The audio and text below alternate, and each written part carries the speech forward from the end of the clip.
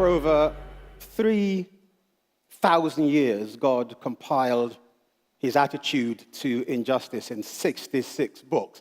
After the practice of idolatry, God is concerned about injustice as the second biggest theme in the Bible. And yet, it is a theme which goes missing from our consciousness, from our preaching, and from our worship. It's almost as though in the worship song, we have remembered the tune, but forgotten the words.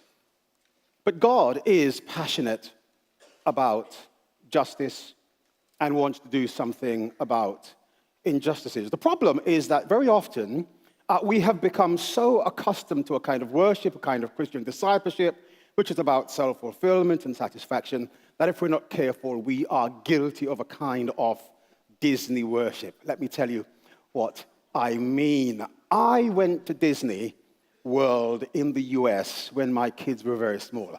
I recommend it. If you have small children, it's the best time to go to Disney because then you can pretend you're going for their benefit, not your own.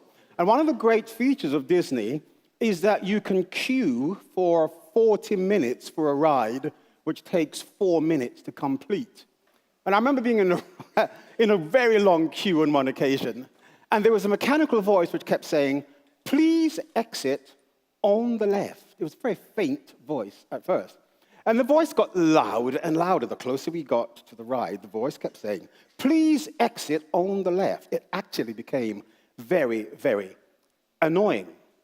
But when I came very close to the ride, I saw why the voice kept saying what it said. Because the amount of people who got off on the right was amazing. It seems as though 40 minutes of notices was destroyed by 4 minutes of fun. And very often, that's precisely what worship looks and sounds like to God. So God is calling us today to go way beyond Disney worship and to put justice right at the heart of worship. This is God's great passion for us. And there are reasons why we find it hard to embrace justice. It sounds very harsh. It sounds very political for some people. But I suspect one of the greatest reasons we struggle with this issue is that for many of us, theologically, there is a huge gap between the idea of God's holiness in our worship and God's righteousness in our deeds and the idea of justice, which seems very political. We have made a big gap between holiness and justice. That's a long way from what God intended. Here's one of my favorite verses, which somehow seems to bring all of those ideas together. "For the Lord Almighty will be exalted by his justice, and the Holy One will make himself known by his righteousness." At least in English, we confuse these words. But in that one verse from Isaiah chapter 5 and verse 16, we are holding these thoughts together. And something is happening across the Church of Christ globally, that we are catching the mood of the Spirit to celebrate the importance of God's justice at the heart of worship, at the heart of our discipleship. In the year 2010, October, thousands of Christian leaders met in Cape Town. And one of the things which became very central to that was a recovery of God's heart for the poor, amongst many things. Here's what we said in the Cape Town commitment, that the people of God should express God's love and justice through practical expressions of love and justice, especially to the poor. And that's right, because holiness is always relational. Here's my friend, Gabriel Salgado. Wesley had a great statement. There is no holiness if it's not social holiness. Holiness is deeply relational, isn't it?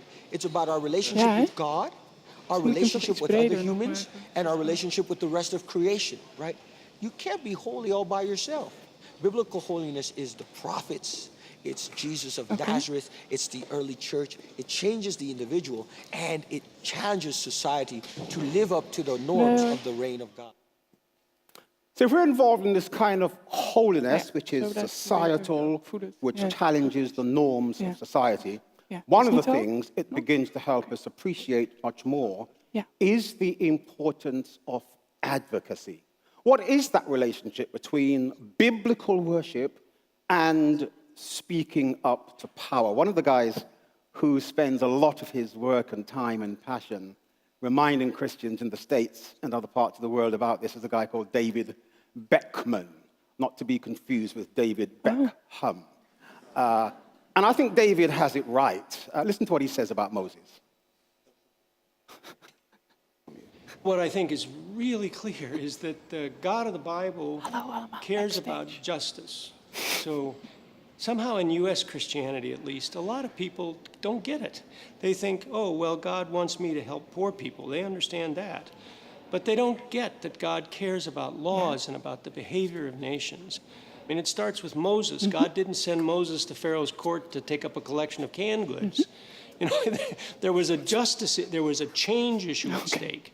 God gave the law to his people. It's a law that shot through with concern for people in need. I am very excited about this.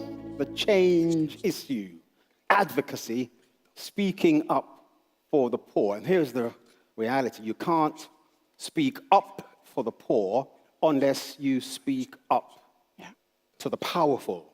And so that gap for Moses from the burning bush, that place of holiness, to Pharaoh's house may seem to us a very, very big step. But actually, in biblical terms, it is simply a step of obedience. And one of the things which excites me is the extent to which the Christian church is catching the mood of the Spirit on this journey, which implants justice right at the center of our worship and our Christian discipleship. We'll sing it across the world, not only in vast secular movements from Jubilee 2000 to Make Poverty History to many other movements which have been happening, but too, the Christian church beginning to pick up the urgency of this message. One of the things which excites me is to see ministries like IJM, International Justice Mission, Stop the Traffic, Christians becoming involved in so many areas of advocacy. On the 10th of October 2010, I had the privilege of working with the ministry I work with, Micah Challenge. As across the world, we saw 60 million Christians who put the idea of justice right at the heart of their worship on a global Sunday expression of Christian response to injustice. Here in Holland, you do that regularly through Micah Challenge's ministry on Micah Sunday each October. And so we're beginning to hear something of the voice of the Spirit pushing us into this issue of advocacy for the poor. I have the privilege right now of being involved in a global Christian response to another big issue affecting our world. Every year, the world loses $1 trillion through various forms of corruption. It may be bribery in Africa or Asia. It may be a lack of transparency by our multinational industries right across Europe. It may be tax avoidance as big companies and very wealthy people avoid taxes and put their money in safe havens such as Switzerland or the Virgin Islands run by the British government. But $1 trillion per year goes missing. That's a lot of money. Let me give you an idea of what it might look like.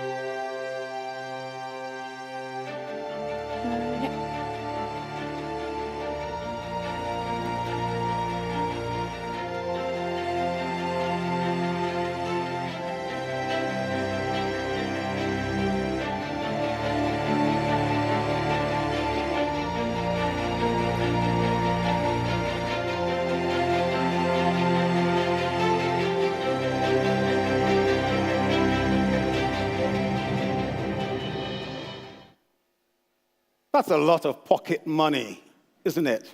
Problem is, it's usually taken from the pockets of the poor.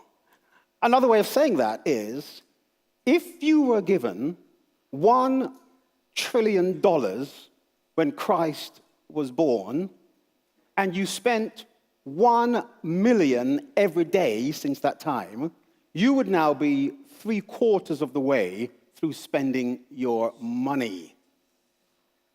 Give you another example. That kind of money could pay for 6,500 hospitals in a place like Liberia, fully furnished and equipped, serving 300,000 people for 50 years. Or, if you're into cars, this could buy you 2.5 million Lamborghini cars worth $400,000 each. Or, if you want to go Dutch, you could give everybody on the planet a bunch of tulips every day for 2 weeks. That may appeal to you more than anything else. I have said, Dutch dominance strikes again. It's a lot of money. The great news is that the Christian church around the world is picking up the challenge, the voice of the Spirit, that God speaks against this. This kind of injustice, this kind of omission. And in a campaign called Expose, which some of us have been involved with, right across the world, Christians are saying, this is something God is concerned about, and this is something we have to respond to today. $1 trillion is responsible for the death of 1,000 children across our world every day. Okay. You can put it another way.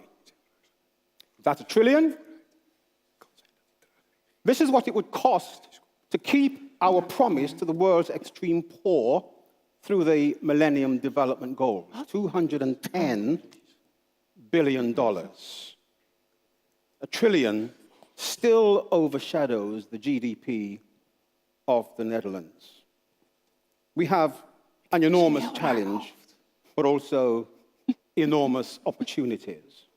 And I believe that why we're here and what God is doing across his world is to awaken his church, to recognize that there is a mood and we are being asked to be a part of what God is doing. Because justice isn't just fair, it makes a lot of sense.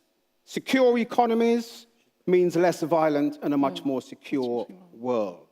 Dealing with injustice means better democracy, better accountability, better government, better global security across our world. And therefore, God is profoundly interested in dealing with issues of corruption. Africa's GDP is missing 25% per annum through corruption.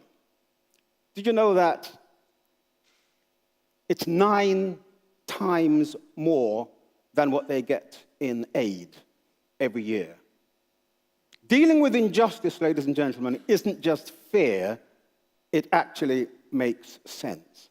And God invites us to be a part of something across the world he is already seeking to do.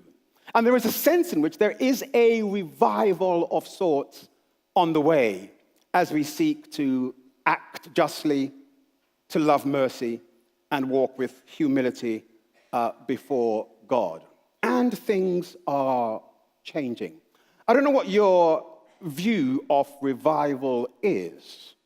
The best example I can think of revival, which probably helps me to understand that it's not a utopia or a panacea to solve all things always, is some years ago when I was preaching in a Christian conference. A man came up to me and he said, "Joel, do you remember me?" And I said, "Well, I'm sorry, not quite." Well, he said, "Well, you were on tour, you came to my church, you prayed for me, I was sick, and I knew what he was going to say. I prayed for you, and he got healed." He finished this sentence, and he said, "I had to go to the hospital." Bad for the ego. Actually, I saw him a couple of days later. He had some friends with him this time.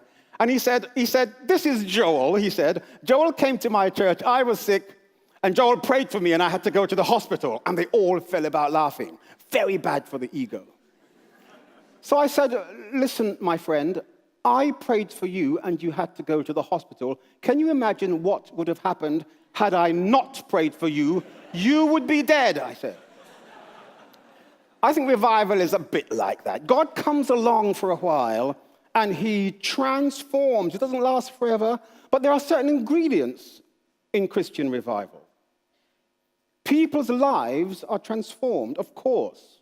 As Christians, we do not believe in transformation, which bypasses the human heart and the human condition, the forgiveness of sins, justification by faith, being put right with God. These things are crucial in our understanding of transformation.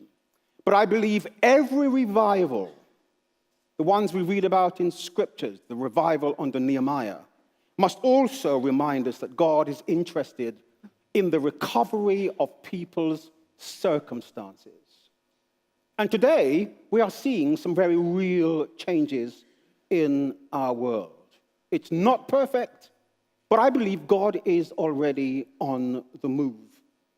And extreme poverty, for example, is rolling back. In 1985, 52% of the world's population experienced extreme poverty. Today, that figure is a little around 26%. God is on the move in his world, through his church. And I believe there is a kind of revival of the Spirit on slow burn, if you will, by which God is seeking to reframe the priority of justice in the discipleship, in the worship, in the everyday lives of what one of my colleagues calls ordinary Christians, people like you and me. And God invites us to be a part of his restoration in the world, a restoration of justice.